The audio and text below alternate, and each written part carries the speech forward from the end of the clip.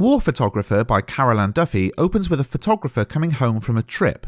Finally alone, he's in his dark room setting out his equipment, and he thinks about the different places that he's been to. In stanza 2, he starts to develop the pictures. He's reminded of the contrast between the war zone he's been to, taking these photographs, and rural England that he comes home to. In stanza 3, a picture's beginning to develop. He thinks about the death of the man in the photograph and the cries of the man's wife.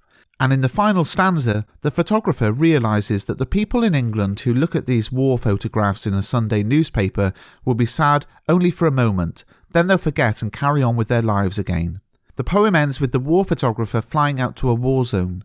In the 1998 Channel 4 programme Password, Carol Ann Duffy said, "Those photographs are in the background, but I'm more interested in the photographer, in the dilemma of someone who has that as a job, to go to these places and come back with the images." Now, this is just a quick recap of the poem for revision purposes. For more details, see my full analysis video, which I'll link at the end. Carol Ann Duffy is a Scottish-Irish poet born in 1955 in Glasgow. She was friends with Don McCullin and Philip Jones Griffiths, two photographers famous for their war photography.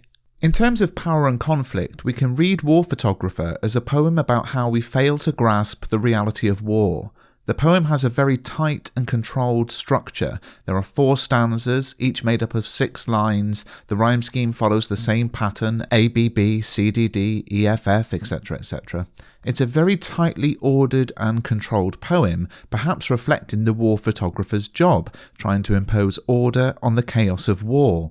But suffering in war cannot be controlled and neatly ordered, so the structure seems to contrast the topic of the poem, and contrast is something we see throughout. We could also say the unchanging structure shows how the war photographer's efforts are futile. Nothing changes. He's trying to make us realise the reality of the horrors of war, but everything just carries on as normal, represented by stanza after stanza, carrying on like the previous ones. Duffy's use of caesura is key too.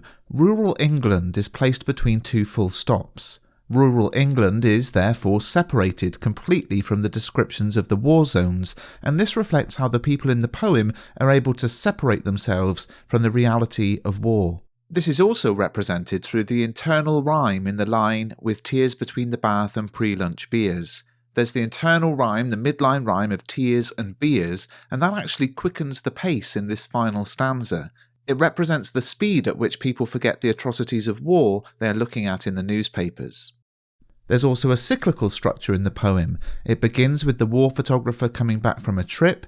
In his dark room he's finally alone, and it ends with him going back out on another trip in the aeroplane. This cyclical structure highlights the futility of the war photographer's job, in that he's trying to make an impact and make people realise the true horrors of war, but people are taking it as a quick 2-second glimpse of sadness and then carrying on with their very ordered and structured lives and forgetting about it, and how that's such a futile endeavour.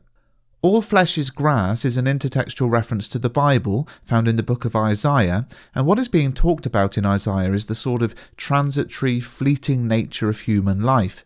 But this is also the name of a Christina Rossetti poem which is about the same topic, that life comes and goes in an instant. And you could say that the poem, in its reference to Isaiah or the Christina Rossetti poem, is highlighting the fragility of life, and that the fragility of life, through the Rossetti poem and then through the biblical scripture, is something people have been writing about for thousands of years, yet still somehow we ignore it, like we ignore the war pictures in this poem.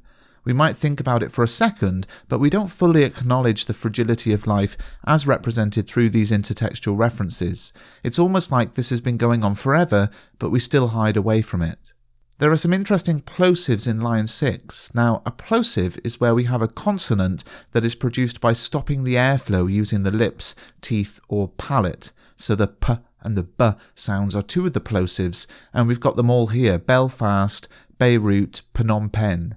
And these plosives have this kind of quick-fire pace, a bit like gunfire. So the plosives break the peace of what went before and give us this quick blast of a sort of a gunfire. But also there's a structural device here again, caesura.